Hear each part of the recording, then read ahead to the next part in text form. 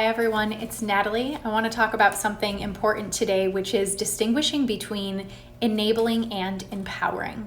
Many leaders and managers often think that they are actually empowering their employees when they jump in and help solve a problem or situation, but oftentimes what is happening is that they are enabling a particular behavior without really knowing it. So let's look at the difference between enabling and empowering, shall we? One of the reasons it's so difficult to distinguish between enabling and empowering is that enabling actually looks a lot like helping.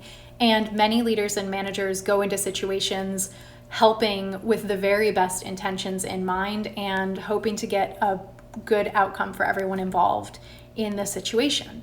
However, what it doesn't allow for is for someone who's involved in a difficult situation to see the impact of their own behaviors and to learn how to really handle that situation and those conversations on their own. So let's talk a little bit about what enabling looks like in practice.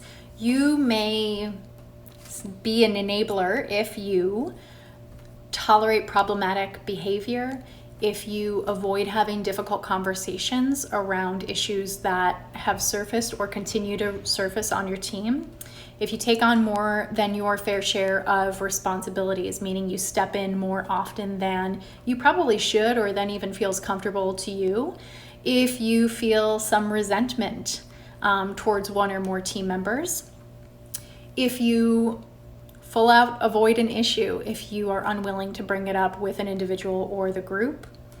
And if you find yourself covering for a team member or making excuses for them, these are signs that you may be enabling or stepping in to help when what's really needed is for someone to own the consequences of their behaviors. One important thing to remember about enabling is it doesn't mean that you agree with their actions. Someone can do something that does not benefit the team, that may even hurt a particular individual on the team and causes conflict or tension among one or more team members. But by enabling, you are aiding in fixing the situation for them. So it doesn't mean that you agree with it. It just means that maybe you haven't given them what they need, including space, to deal with solving that on their own. On the other hand, when you empower an individual or team to handle difficult situations, to manage conflict on their own, what you are doing looks like providing them resources, guiding them and advising them in conversations versus having those conversations for them, and certainly providing opportunities for them to develop the skills that they need to create sustainable change among themselves and their team members moving forward.